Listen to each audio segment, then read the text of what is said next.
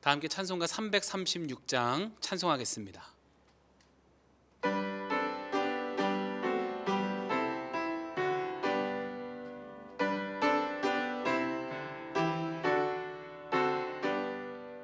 환난과 핍박 중에도 성도는 신앙 지켰네. 이 신앙 생각할 때에 기쁨이 충만하도다. 성도의 신앙 따라서 죽도록 충성하겠네. 옥중에 매인 성도나 양심은 자유 얻었네. 우리도 고난 받으면 죽어도 영광 되리라. 성도의 신앙 따라서 죽도록 충성하겠네. 성도의 신앙 본받아 원수도 사랑하겠네. 인자한 언어 행실로 이 신앙 전파하리라. 성도의 신앙 따라서 죽도록 충성하겠네.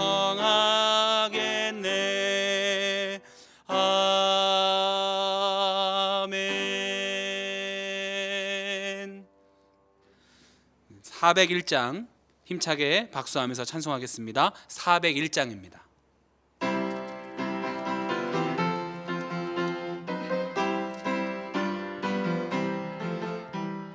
주의 곁에 있을 때 마음이 든든하오니 주여 내가 살 동안 인도하여 주소서.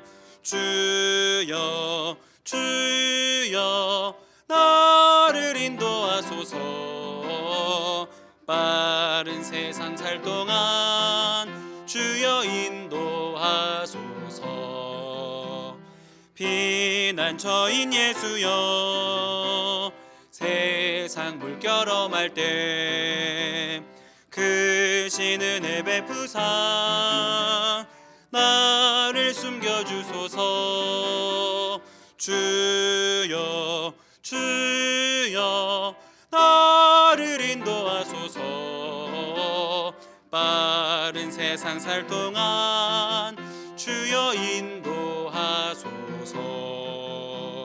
세상 풍파 지난 후 영화로운 나라와 눈물 없는 곳으로 들어가게 하소서.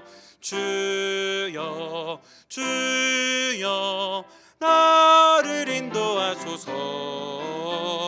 빠른 세상 살 동안 주여 인도하소서.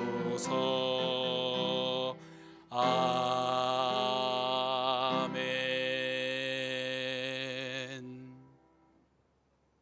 오늘의 성경 말씀은 신약 데살로니가 후서 3장의 말씀입니다. 데살로니가 후서 3장 말씀을 저와 여러분이 한 절씩 교독하겠습니다. 끝으로 형제들아 너희는 우리를 위하여 기도하기를 주의 말씀이 너희 가운데서와 같이 퍼져나가 영광스럽게 되고 또한 우리를 부당하고 악한 사람들에게서 건지시옵소서 하라. 믿음은 모든 사람의 것이 아니니라. 주는 미쁘사 너희를 굳건하게 하시고 악한 자에게서 지키시리라. 너희에 대하여는 우리가 명한 것을 너희가 행하고 또 행할 줄을 우리가 주 안에서 확신하노니 주께서 너희 마음을 인도하여 하나님의 사랑과 그리스도의 인내에 들어가게 하시기를 원하노라. 형제들아 우리 주 예수 그리스도의 이름으로 너희를 명하노니 게으르게 행하고 우리에게서 받은 전통대로 행하지 아니하는 모든 형제에게서 떠나라. 어떻게 우리를 본받아야 할지를 너희가 스스로 아나니 우리가 너희 가운데서 무질서하게 행하지 아니하며 누구에게서든지 음식을 값없이 먹지 말고 오직 수고하고 애써 주야로 일함은 너희 아무에게도 폐를 끼치지 아니하려 함이니 우리에게 권리가 없는 것이 아니요 오직 스스로 너희에게 본을 보여 우리를 본받게 하려 함이니라. 우리가 너희와 함께 있을 때에도 너희에게 명하기를 누구든지 일하기 싫어하거든 먹지도 말게 하라 하였더니 우리가 들은즉 너희 가운데 게으르게 행하여 도무지 일하지 아니하고 이를 만들기만 하는 자들이 있다 하니 이런 자들에게 우리가 명하고 주 예수 그리스도 안에서 권하기를 조용히 일하여 자기 양식을 먹으라 하노라. 형제들아 너희는 선을 행하다가 낙심하지 말라. 누가 이 편지에 한 우리 말을 순종하지 아니하거든 그 사람을 지목하여 사귀지 말고 그로 하여금 부끄럽게 하라. 그러나 원수와 같이 생각하지 말고 형제같이 권면하라. 평강의 주께서 친히 때마다 일마다 너희에게 평강을 주시고 주께서 너희 모든 사람과 함께 하시기를 원하노라. 나 바울은 친필로 문안하노니 이는 편지마다 표시로서 이렇게 쓰노라. 우리 주 예수 그리스도의 은혜가 너희 무리에게 있을지어다. 아멘. 할렐루야. 하나님의 은혜가 이 시간 예배드리는 모든 성도님들의 삶에 함께 하시기를 주님의 이름으로 축원드립니다. 오늘 함께 읽은 본문 3장 말씀은 데살로니가 후서의 마지막 부분입니다. 오늘 본문은 크게 세 부분으로 나눌 수 있습니다. 1절부터 5절까지는 성도들에게 중보기도를 요청하며 서신으로 전한 권면의 내용을 통해 회복이 있을 것으로 확신한다며 그들을 격려합니다. 지금 당장 만나서 함께 할 수는 없지만 기도의 끈으로 주 안에서 하나됨을 이루어가는 것입니다. 또 6절부터 15절까지 말씀은 데살로니가 전후서의 핵심 메시지를 한 번 더 강조합니다. 게으름을 경계하라는 것입니다. 무질서하고 성실하지 못한 사람들을 경계하고 그들과의 관계를 멀리하라라고 가르치고 있습니다. 잘못된 생각으로 하나님의 때를 함부로 이야기하며 허락하신 삶을 소중하게 사용할 줄 모르는 이들에게 악한 영향을 받지 말라는 것입니다. 그리고 16절부터 18절까지 말씀에서 데살로니가 성도들을 축복하면서 서신을 마무리합니다. 혼란스러운 시대를 이기는 성도의 모습은 서로를 위해 중보기도하며 또 세워주신 전통과 질서 안에서 성장하며 게으른 삶을 경계할 때 축복의 삶을 살게 되는 줄로 믿습니다. 오늘을 살아가는 우리들에게도 동일하게 적용되는 말씀으로 여겨집니다. 우리의 삶 속에서 혼란스러운 일들을 우리는 많이 겪고 있습니다. 특별히 바이러스로 인해 생겨난 긴장이 지속되면서 안타깝게 많은 사람들을 경계하면서 살아가고 있습니다. 이 시간을 틈타서 우리의 신앙을 흔들려는 유혹도 있고 또 함부로 판단하며 하나님의 뜻을 왜곡하는 이들도 있습니다.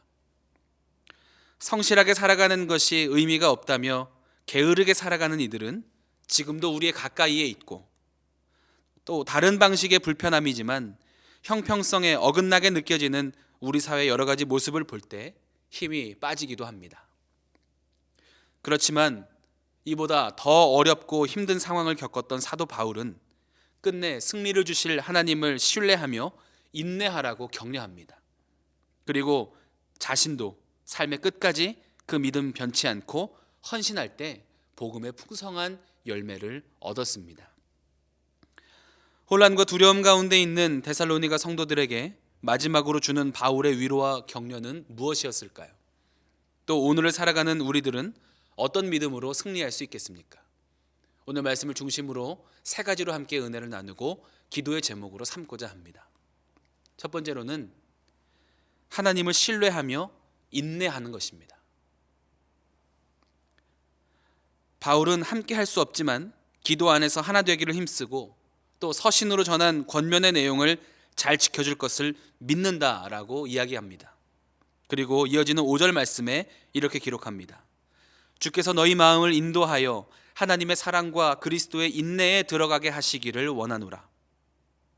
기도하며 말씀 붙잡고 살아가는 사람은 하나님의 사랑 안에서 인내할 수 있다는 것입니다. 믿음을 가지고 살아가는 이들의 삶은 작은 것들에 일희일비하면서 흔들리지 않습니다. 왜냐하면 모든 순간에 하나님이 함께 하신다는 것을 믿기 때문입니다. 그래서 바울은 하나님의 사랑과 그리스도의 인내에 들어가게 하시기를 원한다라고 했습니다. 하나님의 사랑에 대한 확신을 가질 때 인내할 수 있게 되고, 그 인내는 결국 승리의 열매를 그의 삶에 주신다라는 것입니다. 우리가 바라는 때와 하나님의 때가 다를 수 있습니다. 이스라엘 백성들을 가나안 땅으로 인도하실 때 가깝고 쉬운 길로 인도하지 않으시고 40년에 걸친 광야길을 지나가게 하셨습니다. 또 예수님은 나사로의 죽음의 소식을 듣고도 사흘을 머무른 후에 그 집에 찾아가셨습니다. 우리는 지금 당장 어려움이 사라지기를 간절히 기도하지만 하나님은 그 시간 안에 더 머물게 하실 때가 있습니다. 빠르게 쉽게 얻고 싶은 것이 우리의 마음이지만 하나님께서는 우리를 기다리게 하실 때가 많이 있습니다. 우리의 기도를 들어주지 않으시는 것이 아니라 전적으로 하나님의 인도하심을 깨닫게 하시기 위함입니다. 그리고 우리의 기대와 하나님의 때가 다를 때 우리는 인내해야 합니다. 우리의 생각 안에서 다 이해할 수 없을지라도 하나님은 실수가 없으신 분이며 변함이 없는 신실한 분이시기 때문에 우리가 그 하나님의 사랑을 신뢰한다면 그리스도의 인내 가운데도 함께 동참하며 하나님의 때를 기다리는 복된 삶을 살아가게 될 줄로 믿습니다. 본문 13절의 말씀입니다. 형제들아, 너희는 선을 행하다가 낙심하지 말라. 인내와 선은 참고 기다리는 고통의 시간으로 느껴질 때도 있지만 하나님은 이 시간을 통해서 우리를 성숙하게 하십니다. 고난을 주시는 것은 고난 자체가 목적이 아니라 고난을 통해 복된 길로 우리를 인도하시는 훈련의 과정인 것입니다. 그래서 믿음 가지고 살아갈 때 기도하는 것만큼 중요한 것은 인내의 시간을 갖는 것입니다. 욥은 이성으로는 도저히 이해할 수 없는 상황에 놓여 있었지만 하나님을 신뢰함으로 끝까지 인내하고 기다렸습니다. 그의 믿음을 보시고 하나님은 그의 삶을 풍성하게 채워주셨습니다. 광야에 이스라엘 백성들을 버려두신 것이 아니라 광야를 통해 약속의 땅 가나안으로 인도해 가셨습니다. 나사로가 죽은 지 오래돼서 썩은 냄새가 나는 무덤 앞에 사람들을 세우시고는 생명을 주시는 예수님의 능력과 사랑을 확인시켜 주셨습니다. 우리가 삶을 살아갈 때 고난으로 여겨지는 순간, 그리고 어려움과 힘든 기간이 있습니다. 이해할 수 없는 억울함이나 표현 못할 공허함이 우리의 마음에 찾아올 때도 있습니다. 그렇지만 그 순간에도 하나님은 우리와 함께 하시며 우리를 돕고 계신다는 사실을 기억하시기 바랍니다. 바라기는 신뢰하면서 인내할 때 우리를 성숙하게 그리고 복된 길로 이끄시는 하나님을 만나게 되시기를 주님의 이름으로 축원드립니다. 두 번째로는 게으름을 경계하라라는 것입니다. 바울은 예수님의 재림이 곧 온다고 주장하면서 불성실한 태도로 삶을 살아가는 이들에게 강하게 꾸짖었습니다. 부끄러움을 주어서라도 잘못된 삶을 살아가고 있다는 것을 깨닫게 해 주어야 한다고 생각하기 때문입니다. 오늘 본문 6절 말씀입니다. 형제들아, 우리 주 예수 그리스도의 이름으로 너희를 명하노니 게으르게 행하고 우리에게서 받은 전통대로 행하지 아니하는 모든 형제에게서 떠나라 라고 기록합니다. 게으름이 나타나는 사람들은 질서와 전통을 중요하게 여기지 않는 사람들이었습니다. 하나님의 말씀과 주신 전통을 귀하게 여기지 않고 자기들 마음대로 해석하고 함부로 여기는 사람들은 신앙의 질서가 무너진 사람들입니다. 하나님의 뜻을 따라 살아가는 신앙인이 아니라 내 삶을 위해서 믿음을 사용하는 교만한 삶인 것입니다. 그들은 하나님의 때를 자기들 마음대로 정하고 지도자를 통해 주신 말씀에 순종하지 않았습니다. 그렇게 신앙의 질서가 무너지니 삶의 질서도 무너져 게으른 태도가 보이더라는 것입니다. 게으름의 뿌리도 모든 죄의 뿌리인 교만한 마음에 있었던 것입니다. 게으른 생활을 경계한다는 것은 단순히 열심히 일하면서 살아가는 것에서 한 걸음 더 나아가 하나님께서 허락하신 삶을 귀하게 여기는 마음을 가져야 한다는 것을 의미합니다. 그렇기 때문에 성실한 생활은 그리스도인의 삶에 분명하게 드러나야 하는 태도인 것입니다. 하나님께서 주신 삶을 귀하게 여기며 그 안에서 영광 돌릴 일들을 찾아가는 모습이기 때문입니다. 또 사람들과의 관계 속에서도 게으른 사람은 불편함을 주지만 그리스도인들은 모든 이들을 여기며 선한 영향력을 끼쳐야 합니다. 우리가 살아가다 보면 낙심될 만한 상황이 분명 있습니다. 버거워서 주저앉고 싶을 때도 있고 모든 것을 내려놓고 혼자 있고 싶을 때도 있습니다.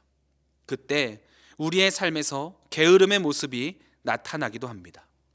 그렇지만 낙심, 포기, 게으름은 하나님이 주시는 마음과 태도가 아닌 것을 우리는 기억해야 합니다. 이런 마음이 불쑥 찾아올 때 예수 그리스도의 십자가 구원의 은혜로 우리에게 허락하신 생명에 감사하는 마음을 회복하고 그 선물과 같은 삶을 소중히 사용할 줄 아는 지혜를 간구하시기 바랍니다. 하나님은 우리의 중심을 보십니다. 능력이나 환경이나 외모를 통해서 한 사람을 들어 쓰시는 것이 아니라 하나님 앞에 겸손하고 성실하게 순종하며 살아가는 한 사람을 찾으시고 축복하여 주십니다. 바라기는 늘 깨어서 주신 삶을 소중하게 사용하며 하나님께 영광 돌리며 또 주시는 복이 넘치는 삶이 되시기를 주님의 이름으로 축원드립니다. 마지막으로는 사랑 안에서 권면하라라는 것입니다. 철저하게 경계하고 게으르게 살아가는 이들을 부끄럽게 하며 그들과의 관계를 조심하라고 강하게 꾸짖은 바울은 15절 말씀에 이렇게 기록합니다. 그러나 원수와 같이 생각하지 말고 형제같이 권면하라. 바울이 죄를 강력하게 꾸짖은 것은 게으른 사람을 부끄럽게 하고 멀리하기 위한 목적이 아니라 성도로 불러주신 부르심 안에서 그들을 바르게 세우기 위함이었습니다. 죄는 분명하게 꾸짖고 그 죄에서 멀어지게 하되 그 분명한 목적은 그 사람을 다시 세우기 위한 사랑의 마음 안에 있어야 한다라고 이야기하는 것입니다. 우리는 가족이나 아이들 그리고 형제의 관계 속에서 불편함이나 잘못된 점을 이야기할 때 또 문제를 해결하려고 할 때 그를 미워하기 위한 목적을 가지고 혹은 멀리하기 위한 목적을 가지고 접근하지 않습니다. 바로 세워져서 불편함을 해결하고 관계가 회복되기를 바라는 마음을 품고 다가가는 것입니다. 더 가까워지고 더 사랑할 수 있는 관계를 만들어가기 원하는 것입니다. 성도와의 그리고 이웃과의 또 사람들과의 모든 관계에서 이와 같은 접근이 그리스도인들에게는 필요한 것입니다. 판단은 하나님이 하십니다. 누군가를 주는 불편함을 느낄 때 또 내가 교만한 마음을 가지고 정죄하지 않도록 우리는 주의해야 합니다. 그리고 무엇보다 주님이 주시는 사랑 안에서 권면해야 합니다. 사랑이 없는 권면은 오히려 더 큰 갈등을 몰고 오게 되는 것입니다. 사람을 미워하기 위함이 아니라 바로 세워지기를 원하며 또 충분히 기도한 후에 지혜를 구한 후에 사랑의 관계 안에서 권면하고 돕는 일이 지혜로운 그리스도인의 모습이라는 것을 기억하시기 바랍니다. 하나님은 모든 사람을 사랑하십니다. 그 하나님의 사랑은 차별이 없습니다. 우리가 관계의 어려움을 겪을 때 또 누군가 미워지거나 불편함을 느끼게 될 때 우리가 잊지 말아야 할 것은 그 사람도 하나님이 사랑하시는 사람이다라는 것입니다. 바라기는 정죄하며 판단하기에 앞서 크신 사랑을 내 마음에 채워주시옵소서 기도하며 채워주신 사랑으로 다가가서 권면하고 용서하며 관계를 치유하는 승리의 성도가 되시기를 주님의 이름으로 축원드립니다. 함께 기도하겠습니다.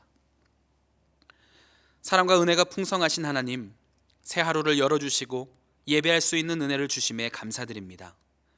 하나님을 향한 신뢰를 가지고 성실하게 삶을 가꾸어가며 사랑의 시선으로 세상을 바라보는 거룩한 삶을 살게 하여 주시옵소서. 귀한 예물 구별하여 드린 손길을 기억하여 주시고 하늘의 크신 은혜로 삶에 채워 주시옵소서. 모든 것 감사드리며 예수님의 이름으로 기도합니다. 아멘. 하늘에 계신 우리 아버지여, 이름이 거룩히 여김을 받으시오며 나라가 임하시오며 뜻이 하늘에서 이루어진 것 같이 땅에서도 이루어지이다. 오늘 우리에게 일용할 양식을 주시옵고 우리가 우리에게 죄 지은 자를 사하여 준 것 같이 우리 죄를 사하여 주시옵고 우리를 시험에 들게 하지 마시옵고 다만 악에서 구하시옵소서. 나라와 권세와 영광이 아버지께 영원히 있사옵나이다. 아멘. 이 시간 합심하여 공동의 기도의 제목을 가지고 함께 기도하겠습니다. 먼저 오늘 주신 말씀 붙잡고 말씀에 의지하여 기도하겠습니다. 또 나라와 민족을 위해서 기도하실 때 바이러스의 확산이 멈춰지게 하여 주시고 속히 종식되는 회복의 그날을 허락하여 주시옵소서. 함께 기도하겠습니다. 또 교회를 위해서 기도하실 때 세워주신 담임 목사님 신원의 강건하심을 위해서 기도해 주시고 모든 성도가 성전에 모여서 예배드리는 그날을 허락하여 주시옵소서. 함께 기도하겠습니다. 우리 가정과 자녀들을 위해서 기도해 주시고 중보하며 기도할 때 병환 중에 있는 환우들을 위해서 그리고 어려움 겪고 있는 성도들과 이웃들을 위해서 우리가 중보하며 기도하도록 하겠습니다. 함께 기도하겠습니다.